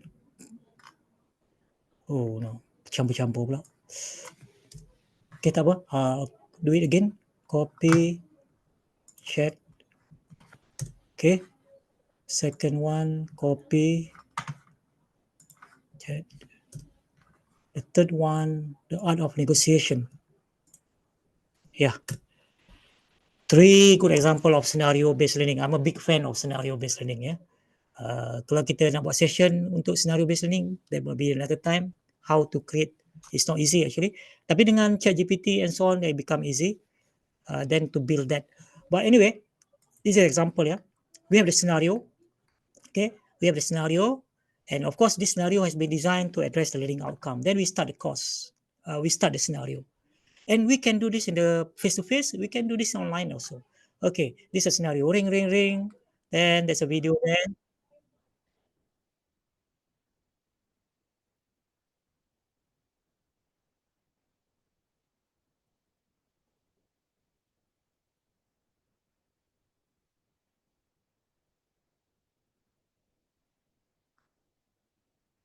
Yeah, There is I think no you sound don't from we don't listen from the you audio. don't hear the audio kan, because now I'm sharing the different window. But anyway, there's an audio there.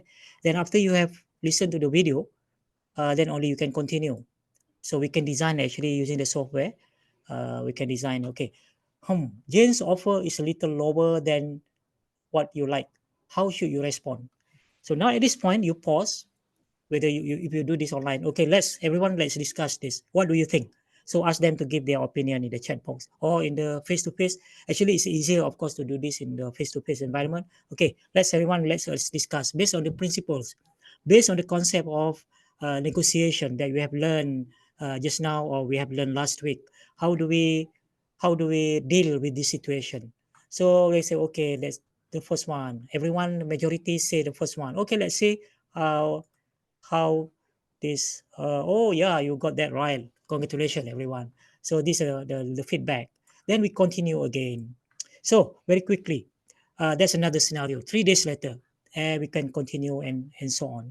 So please go through this example because we don't have time. Yeah. Same way. By the way, we can build this kind of scenario in the final form, as you can see on the screen here, using application like articulate rise. Yeah, but it's expensive. Probably if really the university appreciate the value of this, they can invest on this one for the staff. Yeah. So, but basically what I'm trying to say here, hands-on activities using technology like a scenario-based learning technique, and using the technology to develop that, using ChatGPT to help you create questions, to help you create scenario. If you go to ChatGPT and back to the store just now, there are many GPT. These are GPTs, yeah. By the way, I realized that there are many teachers, educators, lecturers not aware of this so-called GPT. I'm from my workshop and so on. Every time when I do a survey, many are still not using GPT. GPT is actually specialized chat GPT. It's dedicated, specialized to perform only one action, one task, and it do it very well. Yeah, it does it very well.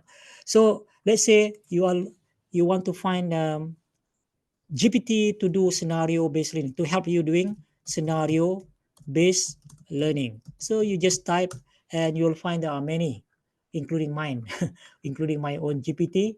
There are many GPT that you can use.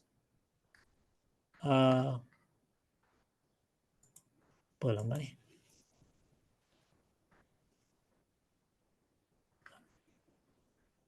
Not responding. Yeah, anyway, you'll find many, but this one is mine, the one that I developed to do a simple scenario-based learning. This one, another one, scenario-based learning builder, and so on. So the tools are there. Yeah, the tools are there to help you create the what the activities, the activities that would get students to interact. Yeah, your class. So group discussion and so on. And the rest I will share with you now. I will share with you the link to this particular presentation now. Presentation 1 and presentation 2, strategies for promoting active learning. Because when you use strategies for active learning, you will get interaction. So basically your lecture will be interactive. Presentation 2.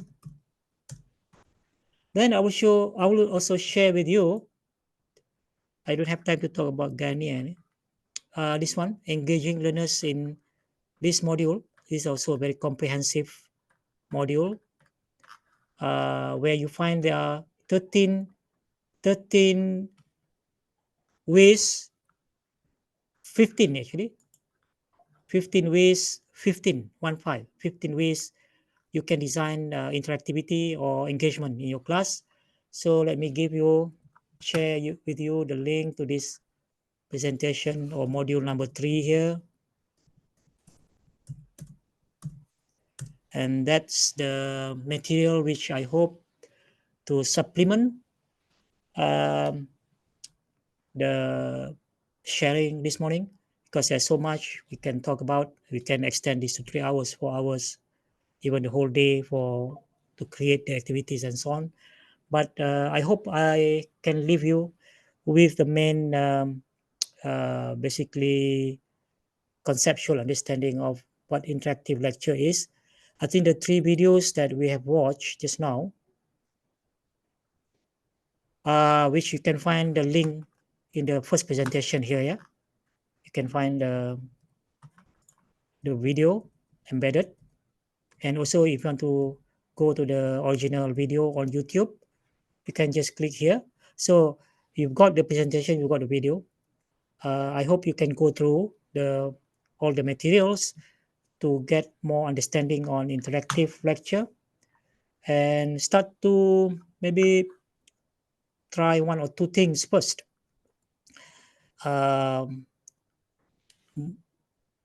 Do something different in your next class using the ideas that we have learned in this short session this morning. At least just try one new thing, one new approach, and then let's see what's the reaction of the student. But of course, we need to plan very well so that it can it can work out well. Everything need good preparation. Yeah, so we need to spend some time to do the preparation. So I guess I'll stop here. Stop sharing there. So everyone have got the link, all the links, yeah. Prof, Yeah. the second link is the same as the first link, presentation 1. Oh yeah, presentation 1 is this one. Presentation 1 is, let me, tak nampak screen, I tak share lah. Presentation 1 and presentation 2 is the same one? Yeah, it points to the same link. Point to the same link. Okay, let me share again the presentation number 2 and Number 2. Okay.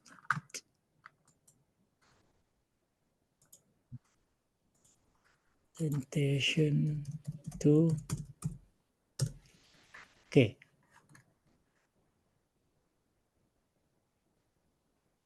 Okay, now I think this one is different. Different, yeah? Oh yeah, just now presentation 1, presentation 2, same link. But now you get the different one. Yeah, we get the different one. Presentation 3, okay. Yeah. Yeah. So those are the three material that you can explore on your own. There's a lot of information there. At least try one. You know, there's no point of learning something new but you don't try. And of course, it requires preparation. All these things requires preparation. By the way, in the second module, or in the third module, sorry, in the third module, I'm not sharing the screen. Okay, let me show. Sorry, I just give me 1 or 2 more minutes. Let me share the screen again. In the third module, if you find under design aspect here,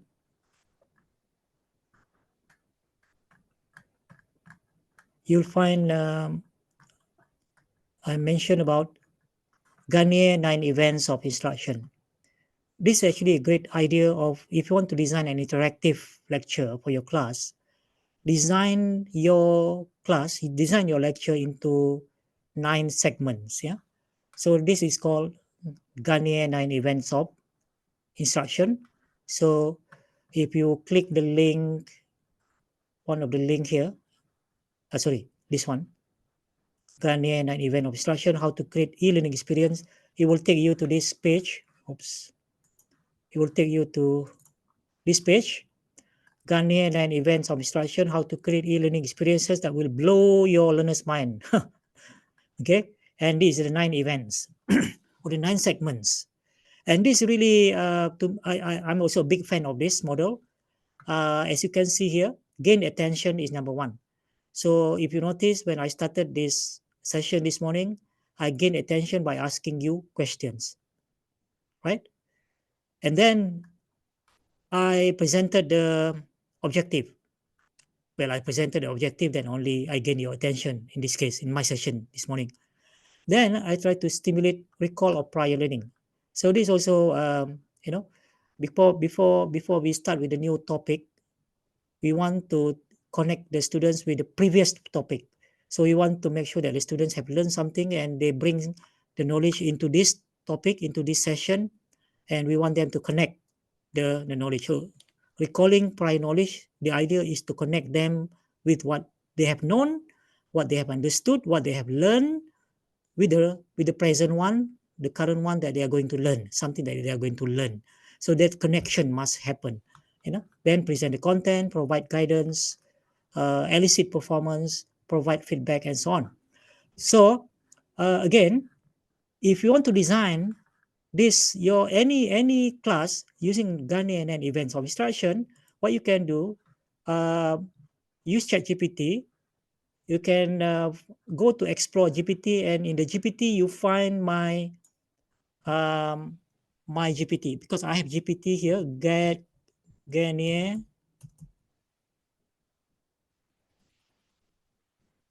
9 events. Oh yeah, Ghanaian 9 event. Hopefully it pick up my GPT. No results found. Ghanaian.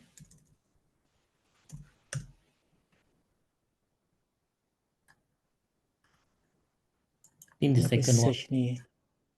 Sorry?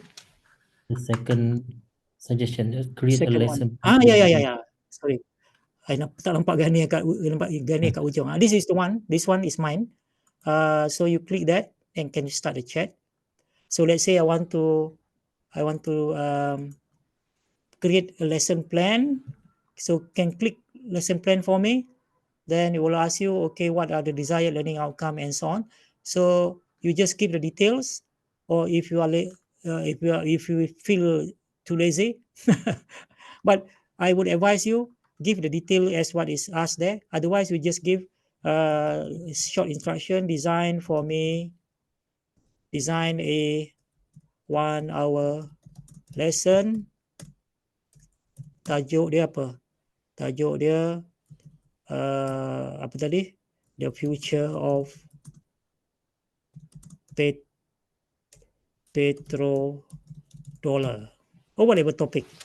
Then easily he can, ditanya juga who are your student, and okay lah, who will be lesson be, how will be the lesson. So you just give all the detail, then it will design you all the 9 segments. Yeah.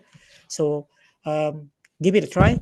It really helps you to create your interactive lecture by using Ghanaian and event. So it's good. The good thing is Ghanaian and event of instruction is an instructional model that have been shown through research that it can work. Yeah, it address all the adult learning principle, everything. So it's evidence-based. Yeah, it's evidence-based. All right, so I think that's all. Back to you, Dr. Malik. Maybe if there are any question, direct question that you want to unmute the microphone, a quick one, so you can do that. All right, thank you very much, Prof. Perhaps we can open the floor for only 1 or 2 burning question that you would like to ask, Prof. Burning questions. Burning questions. Yeah. Anyone like to ask, or if there's a question, you chat. Yeah. So can you unmute the microphone? So otherwise, you have the material that you can go through and try to pick up some ideas from there lah. Yeah. Doktor. Ya, silakan. Prof Azizan. Assalamualaikum. Azizan, ya. Okay. Prof. As much as we would like to be interactive and make the lecture effective, both students and lecturer. They are actually students. Lecturer is the learning teacher, and student Yeah. is teaching student. We are learning from Learning each other, Yeah, like that. either from through the assignment and so on. But sometimes I find that one of the factors that contributes to the what you call effectiveness is the element of culture. Our somehow our social upbringing and also cultural factor might have contributed to our could be embedded what you call is not to say natural, but we are not that used to the culture of asking, and so not only the student, even we the lecturer have been growing up in that particular culture. And for this kind of interactive lecture to take place, I think that is quite a challenge for us. How do we address this issue of this cultural factor? Yes, in the issue of Thank you. interactive lecture. Thank you, Prof. Azizan. I think it's a very good question, good comment. Actually, you are sharing your thoughts on. I think you're right. I quite agree that a lot of things, a lot of the way we act, the way we behave. I mean, the students on the students' side also is influenced by culture, the cultural elements, the way we've been brought up, the environment, because but things are changing. I think the things are changing. But if we're talking about the old generation, right, we are more like obeying, complying, so that compliance, obedience culture is there, kan? Dengar je, just listen, don't ask. Or if you ask questions, we have to ask in a way, in a very respectful way, which is we encourage, yeah. Tapi we don't really dare to ask really provoking questions because we worrying that we will be offending, someone will get offended. So that kind of mindset. If I ask these questions, maybe this question sounds silly. Maybe this question will make me look stupid. Maybe this question is too harsh. Maybe it will offend the person that I'm asking. Or maybe this question doesn't sound respectful. So the thing is, questioning is a skill. And it's not really in our culture, especially we are talking about Malay culture. Or Malaysian culture in general, ASEAN, we are not used to asking questions, and we are not actually being trained in the school how to ask questions, what are the different kind of questions, what are the all this kind of protocol to ask questions. So this is actually coming from the education system, which is also related to the culture. I see that Dr. Musiliu Farayola. Yeah, you want to ask question, right? So, okay, just give me a minute to say more about this, the culture aspect. So nothing much we can do unless we change the culture. So we can see now the new generation. I can see the new generation, like my daughter, for example. She always share the video where she has interaction with my granddaughter and asking questions, and the daughter also ask questions. The son especially always asks a lot of questions. When we were in our childhood, when we was children, small child, the curiosity is there. We always ask questions, but sometimes in the old days, in the old generation, not many parents actually entertain the question. They, in fact, diam lah, just shut up, just shut up, don't ask questions, keep quiet. So that kind of culture that really kind of not really promoting and encouraging the skill of questioning and the culture of questioning. I think that's the root. The root cause is there. But what can we do? when the student have already, come to the to our classroom, to our university, how much can we do? There's no clear answer for that, but we try to do as much as we can. Give them the understanding that you need to acquire a skill of questioning, and we want to encourage you to ask questions. Everything that I say in the class, question them. Don't just accept, don't just absorb. So we try to educate them. We try to inculcate that kind of skill. How much can we do that? I think if we do that in every class, every lecturers try to do that, I believe there will be some impact, if not much. Yeah, Doctor. Go ahead, Dr. Musiliu. Yes. Hi, Dr. Musiliu. Assalamu alaikum, Prof. Welcome salam. How are you? Yeah, so in fact, I really enjoyed the lecture very well. May Allah bless you.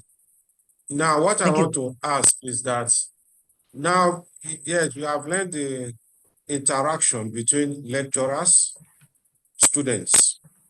Now, but the problem I now have is among the students, because what I have noticed is that because in my own course, now I teach mathematics, then I know that some of them are very weak in mathematics, while some are okay. Then we now group them together. But now, just like the last person asked, now they don't interact with the lecturer, and they don't even want to interact amongst themselves. Because I always inform them that, okay, if you don't know something, there's no problem in asking your friend that knows it. At least you just want to gain the knowledge. But how can we assist them to make them understand that they should also interact amongst themselves so that they will be able to benefit one another? Yes, in fact, that's my question. Yeah. Again, I mentioned about creating an opportunity. When I say about creating the opportunity for them to interact with their peers, this is where the collaboration and the cooperation technique comes in. I don't have time to go through that during this session, but there's in the module, I share a few methods. This one, the sure method that will get the students to really cooperate, and work together and interact with each other. Also, my one of my favorite methods is called jigsaw. Yeah, Dr. Musilio, have you tried jigsaw in your class? No. No. So okay, you can find in one of my modules there about jigsaw. I think the third one that I share, or also in the first one also. The first and the third one I mentioned about jigsaw, and you can find a lot of information on the internet. And in ChatGPT, you can find also GPT, I think, specialized GPT to help you to plan for jigsaw. Jigsaw is actually a cooperative learning technique. And it has been shown through research, it has high impact on students' learning outcome, on the students' ability to communicate, to collaborate, to interact, to engage. So read about jigsaw, then try to design one of your class with jigsaw. Especially jigsaw technique is very, very useful if the content of your lesson actually you have a lot of facts and you have big topic. You don't have time to cover everything in one or two classes. So this is a good candidate for jigsaw technique. If you have a lot of content, your content is in the form of facts. So jigsaw is a really good cooperative technique to really get students to engage and to work together. And research has shown that it has high impact on students' learning outcome. Give it a try. Yeah, give it a try.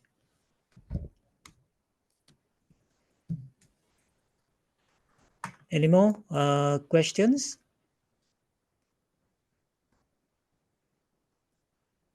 So, I'm looking at the chat. There are 7 aim of questioning. Prof Hazizan, Prof Hazizan pemalu.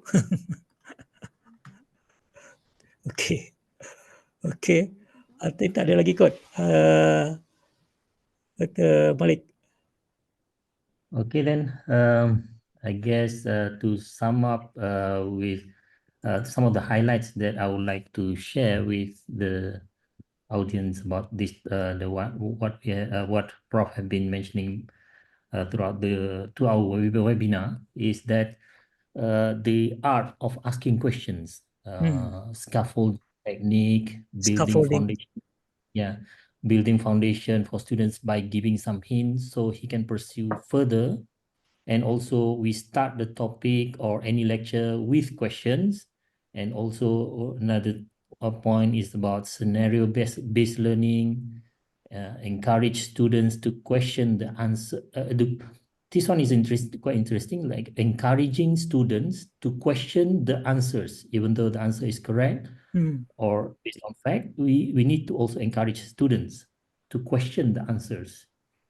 Okay, and then the last one is about maintaining the hook until the end of the class. So those are some of the highlights that I can gain from this lecture. And okay, so before we end our webinar today, can I have a quick photo session from all the audience? Can you switch on your webcam?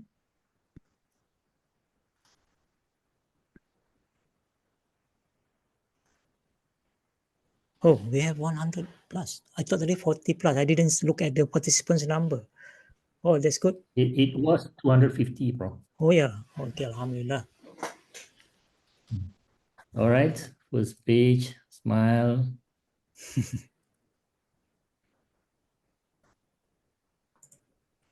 Second.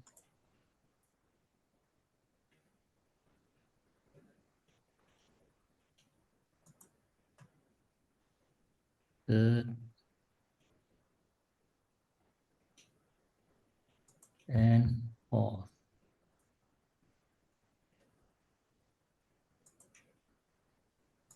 Okay, so Alhamdulillah, thank you very much, Prof. Karim, for a very interesting session. So, and that's the end of our event for today. We would like to thank you, our speaker, Prof. Abdul Karim, for delivering a very interesting topic. So we would also like to thank all the participants for attending this webinar. And make sure you don't forget to fill up the evaluation form that will be emailed to you later. Okay, so with that, let's end today's event with Tasbih Kifara and Suratul Asr.